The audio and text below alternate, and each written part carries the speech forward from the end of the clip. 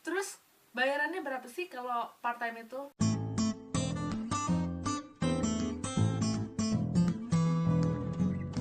Nah, biasanya sih rata-rata kalau kamu kerjanya yang kayak di KFC dan bla bla bla, yang butuh Naino itu biasanya dia 8 pound per hour.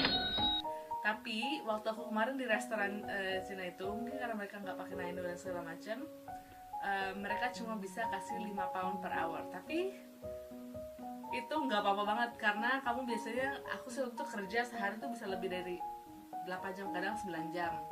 Ya, terus kan aku udah punya Naino itu. Terus kenapa kerja di yang restoran Cina itu? Gak butuh dong Naino, jadi buat apa bikin Naino gitu kan?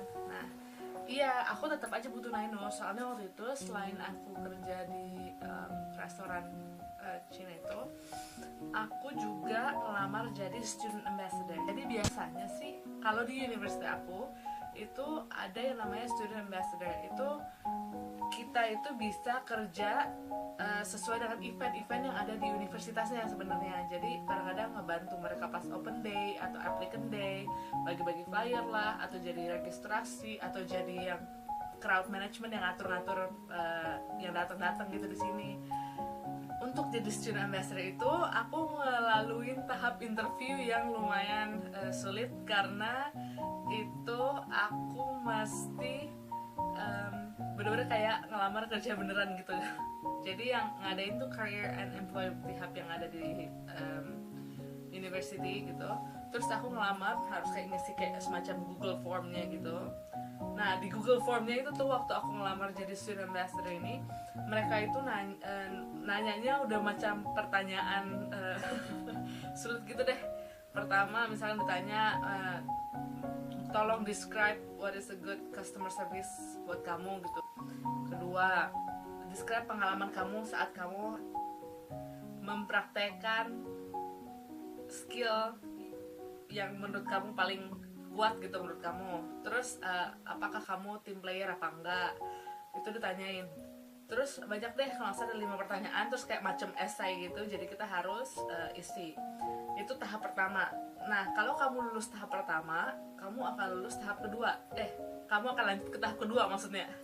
Di tahap kedua itu ngapain? Jadi tahap kedua itu kita lanjut ke interview proses. Nah di interview prosesnya ini, jadi kita karena saking banyaknya mahasiswa yang mau daftar jadi student ambassador ini, pesaing kita tuh bisa kayak 500, 600, beribu-ribu orang lah pokoknya, beratus-ratus beribu-ribu orang.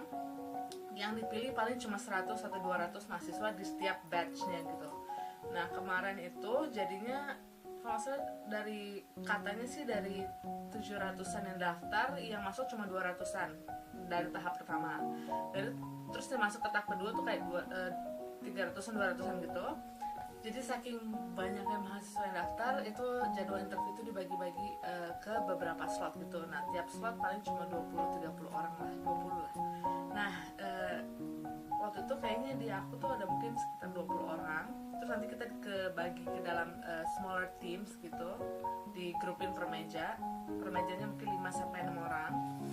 Terus ada beberapa tahap-tahap juga di interview itu. Pertama, si interviewernya tuh ada 3 orang tuh keliling meja-meja, nanyain individual question ke masing-masing orang. Jadi aku waktu itu ditanyain bagaimana cara kamu mengakomodir orang yang disabilitas di university ini.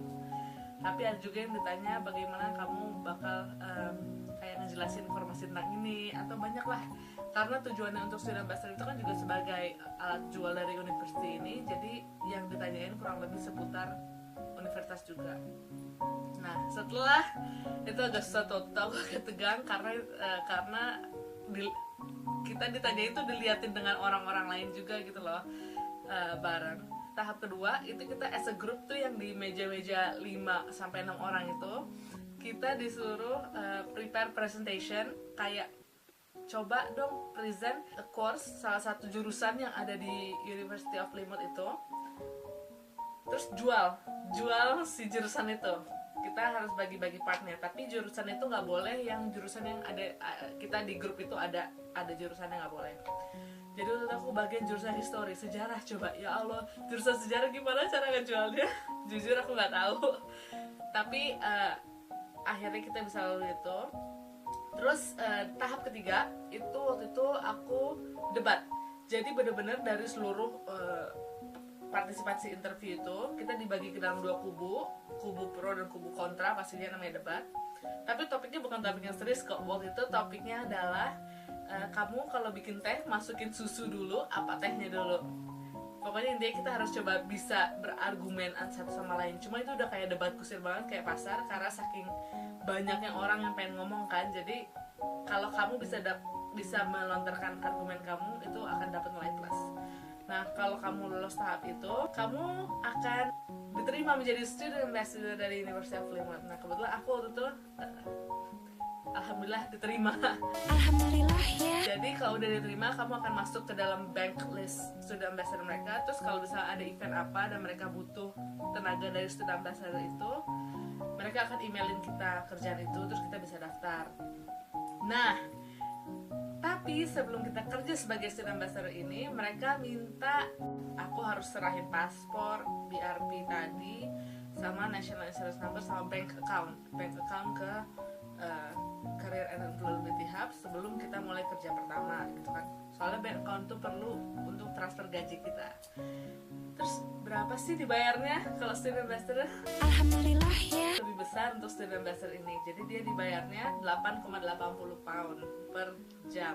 Dan kadang-kadang per event itu aku bisa kerja 8 jam. Jadi ya hitung sendiri. Jadi even though cuma part time, kalian lumayan sih bisa nambah-nambah duit lah gitu untuk beli-beli barang yang kalian inginkan. Ya, jadi itulah pengalaman aku part time daftar Naino. Oke, check it out.